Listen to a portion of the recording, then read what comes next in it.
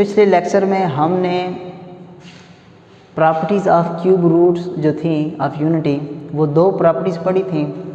उससे पहले हमने ये देखा था कि अगर 1 के क्यूब रूट फाइंड किए जाएँ तो वो उसके जो सॉल्यूशन सेट निकलते थे वो एक 1 था, एक ओमेगा था और एक ओमेगा स्क्वायर। फिर आपको हमने बताया था कि जो ओमेगा है उसमें आपने याद रख लेना है कि एक माइनस आएगा, और इसकी एक और शक्ल भी बताई थी कि ये अगर आयोटा ना हो तो इसका मतलब है इसको यूं भी लिखा जा सकता है। ठीक है जी, ये हमने पिछले लेक्चर में डिटेल से बात की थी। फिर हमने कहा था कि ओमेगा स्क्वायर आपने याद रखना है कि इसके अंदर यूं इस तरह 2 माइनस आएंगे, और ओमेगा स्क्वायर याद रख लेंगे, या यूं ना लिखा हुआ हो तो यूं भी आ जाए तो इसका मतलब भी ओमेगा स्क्वायर ही है। ठीक है जी, ये हमने वैल्यूज़ फाइंड की थी, कैसे फाइंड होती हैं। फिर हमने कहा था कि ये वैल्यूज़ हमने ज़बानी याद रखनी है क्योंकि एक्सरसाइज 2.2 के क्वेश्चन तभी सॉल्व होंगे। फिर हमने एक और जब प्रॉपर्टीज़ प्रूफ की थी तो हमें एक रिज़ल्ट मिला था कि omega cube is equal to 1। तो बेसिकली ये 3 चीज़ें आपको कही थी जो आपने ज़बानी याद रखनी है। आज इसी प्रोसेस को थोड़ा सा मज़ीद आगे बढ़ाते हैं और इसकी जो मज़ीद 1-2 प्रॉपर्टीज़ रहती हैं उनके बारे में बात करते हैं और फिर एक्सरसाइज 2.2 स्टार्ट करते हैं।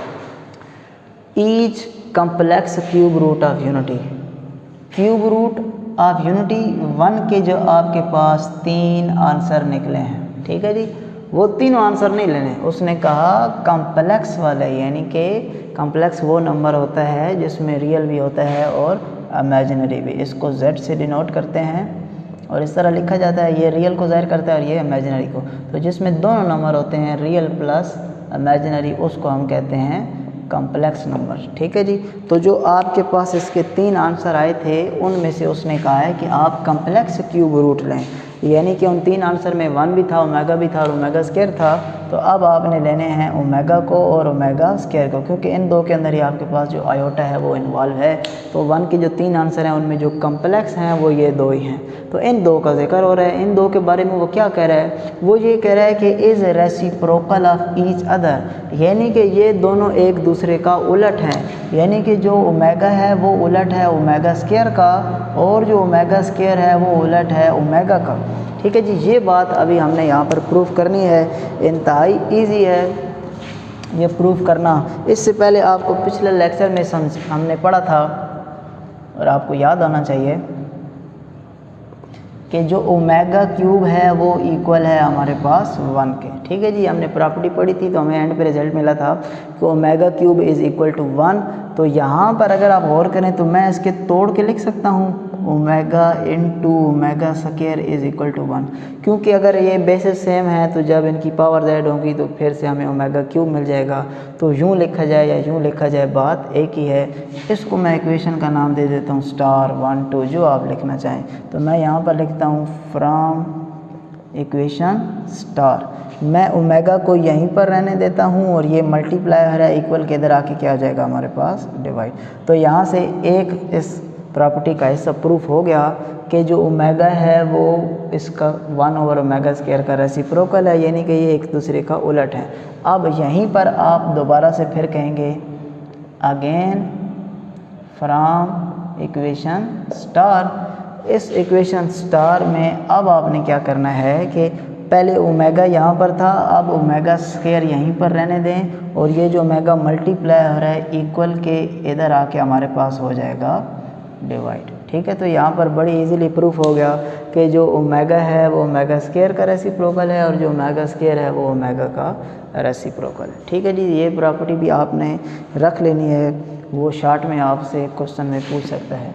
अब इसकी एक आखिरी प्रॉपर्टी है वो पढ़ते हैं, उस प्रॉपर्टी की बेस पर ही हमारे पास 2.2 के काफ़ी सारे क्वेश्चन जो हैं वो सॉल्व होंगे। तो उसके बाद जो नेक्स्ट हमारे पास प्रॉपर्टी है वो ये है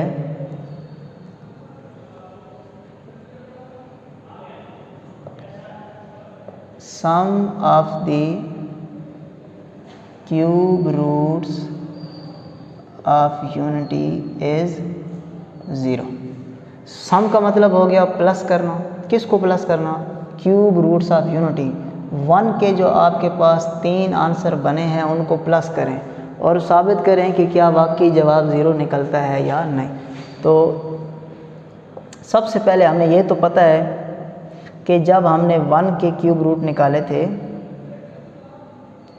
cube roots of unity are क्या निकले थे 1 ओमेगा और ओमेगा स्क्वायर। ठीक है जी, ये हमारे पास इसके 3 जवाब थे। वो ये कह रहे हैं कि इन तीनों रूट्स को अगर आप प्लस करें 1 प्लस ओमेगा स्क्वायर तो आंसर आपके पास निकलना चाहिए 0। ये हमने प्रूफ करना है। ठीक है जी, चेक करते हैं जी। यहाँ पर हम लिखते हैं 1, फिर लिखते हैं प्लस ओमेगा और फिर ओमेगा स्क्वायर इक्वल। अब ये सारे का आंसर 0 निकलना चाहिए। 1 की जगह पर 1 लिखने लगे हैं, ओमेगा की जगह पर ओमेगा की वैल्यू आपको कहा है, आपको ज़बानी याद रखनी है, वो हमारे पास है -1 प्लस √3 आयोटा डिवाइडेड बाय 2। आगे चले, अब वैल्यू चाहिए ओमेगा स्क्वायर की, वो हमारे पास है -1 माइनस √3 आयोटा बाय 2। चले जी, यहाँ पर हम इस सारी वैल्यू का ले लेते हैं जी एलसीएम। एलसीएम हमारे पास आ जाएगा 2, इसके डिवाइड में कुछ भी नहीं है, तो इसका मतलब हो गया कि 1 का टेबल इस पर 2 टाइम जाएगा, 2 को इससे मल्टीप्लाई करेंगे तो 2 का टेबल इस पर 2 टाइम, सॉरी 2 का टेबल इस पर 1 टाइम, या यूँ समझिए कि 2 से कैंसिल हो गया, तो ये वैल्यू खुद ब खुद आ जाएगी। प्लस माइनस हमारे पास यहाँ पर हो जाएगा माइनस, और ये वैल्यू एज इट इज़ आ जाएगी। सेम एज इट इज़ 2 से कैंसिल हो गया, या 2 का टेबल 2 पे 1 टाइम गया, तो यहाँ पर प्लस माइनस फिर से माइनस इंटू -3 और आयोटा आ गया। ठीक है जी, अब इस सारे का आंसर क्या निकलना चाहिए था हमारे पास 0 आ गया, तो क्वेश्चन प्रूफ हो जाएगा। चेक करते हैं जी, ये वैल्यू प्लस की है, ये वैल्यू माइनस की है, ये कैंसिल, यहाँ पर रह गया 2 -1 मिलकर -2 डिवाइड में 2 -2 0/2, और 0 ऊपर आ जाए तो हमारे पास जो आंसर है वो क्या होता है 0। तो इसका मतलब है 1 प्लस ओमेगा स्क्वायर हमारे पास बराबर आ चुका है 0 के। ये हमारे पास इसकी चौथी और आखिरी प्रॉपर्टी थी। इस प्रॉपर्टी की मदद से अब हमने क्वेश्चन सॉल्व करने हैं। कैसे, ज़रा गौर करें कि जब आपके पास होगा 1 plus omega square is equal to 0, ये आपके पास मेन एक स्टेटमेंट है या एक्सप्रेशन है जिसको आपने याद रखना है। अब इसको मुख्तलिफ़ शक्लों में ढाला जा सकता है। अगर आप क्या करें कि ओमेगा और ओमेगा स्क्वायर को यहीं रहने दें तो +1 उधर आके क्या हो जाएगा -1। इससे हमने एक शक्ल ये निकाल ली। अगर आप 1 और ओमेगा को यहीं रहने दें और ओमेगा स्क्वायर उधर जाके क्या हो जाएगा -ओमेगा स्क्वायर, एक शक्ल ये निकाल ली। अब आप क्या करें कि 1 और ओमेगा स्क्वायर को यहीं रहने दें और प्लस का ओमेगा इधर आके क्या हो जाएगा माइनस का ओमेगा। यानी कि इस तरह इसकी जितनी आप शक्लें निकालना चाहें पॉसिबल वो आप यहाँ से फाइंड कर सकते हैं। मेन आपको ये स्टेटमेंट याद रखनी है, ये याद होगी तो इससे ये शक्लें बनानी इजी होंगी। ये शक्लें क्वेश्चन में पुट होंगी और आपका क्वेश्चन सॉल्व हो जाएगा। ठीक है, एक आपको बात ये याद रखनी है और एक आपको याद रखना था omega cube is equal to 1। ठीक है जी, ये अगर आपको याद होगा तो फिर आपका जो क्वेश्चन है वो इंतहाई आसानी के साथ जो है वो सॉल्व हो जाएगा।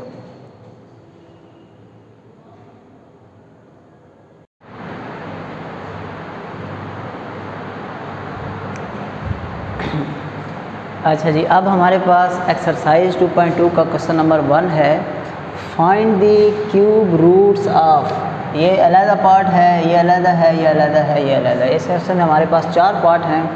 अगर इसके पिछले लेक्चर आपने अटेंड किया हो तो वहाँ पर हमने क्यूब रूट्स ऑफ यूनिटी यानी कि 1 के निकाले थे। आज हमने निकालने हैं -1 के। ये अगर आपको किसी एक के फाइंड करने आ गए तो आप इन चारों में से कोई भी क्वेश्चन जो है वो बड़े आसानी से सॉल्व कर सकते हैं। ठीक है जी, और इस क्वेश्चन को एंड पर जब हम मुकम्मल सॉल्व कर लेंगे तो उसके बाद हम एक डायरेक्ट मेथड भी समझेंगे कि आपके पास क्वेश्चन हो और आप उसका डायरेक्ट ही आंसर लिख सकें। यानी कि आपके पास क्वेश्चन आ जाए 8 तो आपको डायरेक्ट ही पता हो कि इसके आंसर क्या आएंगे। 64 के डायरेक्ट आंसर क्या आएंगे -27, या कोई और वैल्यू आ जाए तो हमें डायरेक्ट पता हो कि उसके जो आंसर है वो हमारे पास क्या आएंगे। बहरहाल हमने क्योंकि -1 के क्यूब रूट फाइंड करने हैं, यानी कि -1 का क्यूब रूट हमें पता है, इसको कहते हैं स्क्वायर रूट, इसको कहते हैं क्यूब रूट। ठीक है, तो हमने ये क्यूब रूट फाइंड करना है। स्क्वायर रूट को 1/2 लिखा जाता है, क्यूब रूट को 1/3। तो बजाय ये रूट और ये वैल्यू लिखने के हम डायरेक्ट ही इसके ऊपर लिखने लगे हैं 1/3। ठीक है जी, -1 के हमने निकालने हैं क्यूब रूट, तो इसको हम अपनी तरफ से नाम देने लगे हैं x का। यानी कि ये जो वैल्यू है इसको हमने क्या कह दिया है x का। x कह दिया है। ये x अब अगर हमने फाइंड कर लिया तो मतलब हमने ये जो क्वेश्चन है वो सॉल्व कर लिया। तो क्योंकि ये जो -1 है इसके ऊपर से ये 1/3 ख़त्म होना चाहिए, तो हम दोनों तरफ क्यूब ले लेंगे। हर क्वेश्चन के सेम स्टेप होंगे, taking cube on both sides. तो जब क्यूब लिया जाएगा तो इसके ऊपर आ जाएगी पावर 3, और जब इसके ऊपर क्यूब लेंगे तो वो 3 और ये 3 आपस में कैंसिल होकर सिर्फ रह जाएगा हमारे पास -1। जब ये -1 हम इक्वल के इधर लेकर आएंगे तो ये हमारे पास हो जाएगा +1। ठीक हो गई जी बात। अच्छा, अब आप गौर करें तो पिछले जब हमने क्यूब रूट ऑफ यूनिटी यानी कि 1 के निकाले थे तो सेम इसी तरह की शक्ल बनी थी, सिर्फ यहाँ पर आ गया था -1, यहाँ पर आ गया है +1। तो यहाँ हमारे पास फार्मूला बनेगा a³ + b³ is equal to a + b a² - ab + b²। तो इस फार्मूले के मुताबिक 1 को हम बेशक ऊपर क्यूब लिखते हैं, बात एक ही है। तो a³ + b³ बराबर होगा a + b यानी कि x + 1, उसके बाद आ गया x² - ab यानी कि x और 1 तो वो सेम ही हो गया, और b² यानी कि 1 का स्क्वायर, और वो भी हमारे पास 1 ही आ जाएगा। तो फिर हमने क्या करना है कि x + 1 को अलहदा से 0 के बराबर इधर और यहाँ से +1 इधर आके हमारे पास हो गया -1। तो यहाँ पे हमारे पास सबसे पहले जो हमने एक x की वैल्यू निकाल ली, एक रूट निकाला, वो हमारे पास क्या आ चुका है जी -1। हमारे पास क्योंकि क्यूब रूट है तो 3 आंसर निकलेंगे हमारे पास। फ़िलहाल हमने एक इसका आंसर फाइंड किया है। अब हम चलते हैं, इसको सॉल्व करना है। ये जो हमारे पास यहाँ पर एक क्वाड्रेटिक इक्वेशन बन चुकी है, इस इक्वेशन को हम फैक्टराइजेशन की मदद से सॉल्व नहीं कर सकते, क्योंकि ऐसे फैक्टर्स ही मौजूद नहीं हैं जिनको मल्टीप्लाई करें तो 1 आए और प्लस और माइनस करें तो फिर हमारे पास -1 आए। तो जब इस तरह की सिचुएशन हो और फैक्टर्स ना बनते हो तो आप बेशक उसके ऊपर क्वाड्रेटिक फार्मूला भी अप्लाई कर सकते हैं। यहाँ पर a की वैल्यू है 1, b की वैल्यू है -1 और c की वैल्यू है हमारे पास 1।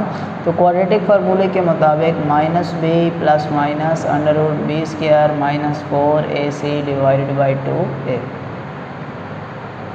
माइनस ये वाला फार्मूले का, और ये वाला माइनस जो है वो b का वैल्यू के साथ खुद पहले से था। यहाँ पर हो गया -1 का स्क्वायर -4, a की जगह पर 1 और c की जगह पे भी 1, डिवाइड में आ गया 2 × 1 यानी कि 2 × a। माइनस और माइनस हमारे पास प्लस हो जाएंगे, -1 का स्क्वायर 1 -4 / 2। तो ये हो गया 1 ± -3 / 2। यहाँ तक पहुँचने के बाद आपने थोड़ा सा ध्यान देना है कि क्या ये ओमेगा बन रहा है या क्या ये ओमेगा² बन रहा है या हमारे पास नहीं बन रहा है। ठीक है जी।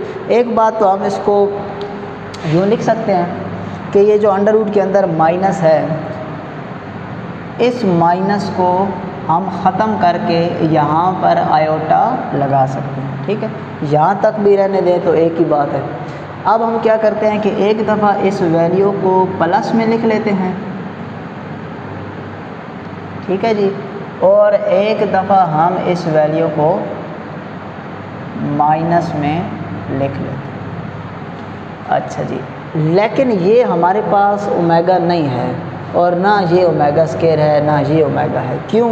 क्योंकि अगर आपको याद हो तो हमने कहा था ओमेगा की वैल्यू इस तरह होगी -1 + √3 आयोटा / 2। इस 1 के साथ क्या होना चाहिए था? माइनस। हमारे पास तो इस 1 के साथ माइनस नहीं है, तो एक काम हम कर सकते हैं वो ये कि अगर हम यहाँ से माइनस कॉमन ले लें। क्या ले लें जी? जैसे ही माइनस कॉमन लिया जाएगा तो ये प्लस का 1 क्या हो जाएगा? माइनस का 1, और ये वैल्यू भी प्लस की हमारे पास क्या हो जाएगी? माइनस की। ठीक है जी, डिवाइड में 2 एज इट इज़। सेम इधर भी हम खुद से क्या ले लेते हैं? Minus common. तो यहाँ ये वाला 1 हो जाएगा माइनस का, और ये वाला जो माइनस होगा ये हो जाएगा हमारे पास प्लस का। ये सिर्फ और सिर्फ हम इसलिए कॉमन ले रहे हैं ताकि हमारा जो आंसर है वो हमारे पास इसके साथ मैच हो जाए। अब आप इस बाहर वाले माइनस को ऐसे ही रहने दें और यहाँ पर ज़रा गौर करें, आपके पास 2 दफ़ा माइनस है तो हमने पढ़ा था कि उसको हमने कहना है ओमेगा²। और इस माइनस को ऐसे ही रहने दें, और एक दफ़ा माइनस है तो इसको हमने पढ़ा था कि हमने कहना है ओमेगा। तो यहाँ पर हमारे पास दो जवाब ये आ गए, दो रूट्स ये आ गए और एक रूट्स हमारे पास ये था। तो टोटल हमने यहाँ पर इसके जो 3 आंसर हैं वो फाइंड कर लिए हैं। यहाँ पर अब हम ज़रा एक बात समझते हैं, जब हमने निकाले थे क्यूब रूट ऑफ यूनिटी यानी कि 1 के, तो क्वेश्चन हमारे पास पॉजिटिव था, इसके हमारे पास जो आंसर निकले वो भी तीनों के तीनों पॉजिटिव निकले। अब हमारे पास जो क्वेश्चन है वो -1 है यानी कि नेगेटिव है, तो अब जो हमारे पास आंसर निकले वो निकले -1 - ओमेगा स्क्वायर। ठीक है जी, ये कोई कहानी आप समझ रहे हैं। जब आपका क्वेश्चन पॉजिटिव होगा तो आपके रूट्स भी पॉजिटिव आ रहे हैं, जब आपका क्वेश्चन नेगेटिव होगा तो आपके जो रूट्स हैं वो भी आपके पास नेगेटिव ही आएंगे। ठीक है जी। अच्छा, यहाँ पर अब जो बाकी पार्ट बच गए हैं इसके, उनको समझने के लिए यहाँ पर कि वो अब सॉल्व आपने खुद करने हैं, लेकिन उनका मैं आपको ट्रिक समझाता हूँ कि आपने कैसे याद रखने हैं। अब जैसे हमारे पास 8, ठीक है जी, तो आपने सबसे तो पहले कहना होगा लेट x = 8 का 1/3 यानी कि क्यूब रूट। उसके बाद दोनों तरफ क्यूब लेंगे तो इधर पावर 3 हो जाएगी, इधर सिर्फ 8 रह जाएगा, ये प्लस का 8 इधर आके हमारे पास हो जाएगा माइनस का 8। इससे पहले क्वेश्चन थोड़ा इजी था, 1 होता था, हम खुद से क्यूब बना लेते थे। अब हम इस तरह नहीं लिख सकते कि 8 का क्यूब, वो तो बात गलत हो जाएगी। हम इसको यूँ लिख सकते हैं कि 2 का क्यूब। ठीक है जी, हमने यहाँ पर वही वैल्यू लिखनी है जो हल हो के हमारे पास पुरानी वैल्यू आ जाए, कोई नई वैल्यू ना बने। तो यहाँ पर सबसे पहले गौर करें, क्वेश्चन पॉजिटिव है, इसका मतलब है हमारे पास जो आंसर बनेंगे वो हमारे पास बनेंगे पॉजिटिव। तो अगर इसके ऊपर फार्मूला लगाया जाए तो a - b a² - ab और b का स्क्वायर यानी कि 4। तो यहाँ से जैसे ही मैं इसको = 0 लिखूँगा तो यहाँ से मेरे पास इसका आंसर क्या आ चुका है 2। क्वेश्चन पॉजिटिव था, आंसर भी हमारे पास पॉजिटिव निकला। अब ज़रा समझिएगा, इसका जो पहला रूट निकला था वो 1 निकला था, तो फिर ओमेगा भी 1 ही आए थे। जब आंसर -1 निकला तो ओमेगा भी हमारे पास माइनस के आए। जब पहला आंसर 2 आया तो बाद में हमारे पास 2 ओमेगा और 2 ओमेगा स्क्वायर ही आंसर आएगा। ठीक है जी। अब क्वेश्चन में MCQs आ जाएंगे, वो बताए इसकी क्यूब रूट लिखें। तो आपने देखना है कि 8 क्यूब किसका होता है। जी बिल्कुल, 8 हमारे पास क्यूब होता है 2 का, तो इसका मतलब है एक आंसर 2 आएगा, क्योंकि क्वेश्चन पॉजिटिव है तो आंसर भी हमारे पास पॉजिटिव 2 आएगा। 2 आ जाएगा, 2 ओमेगा और 2 ओमेगा स्क्वायर। ठीक है जी, आगे चलते हैं।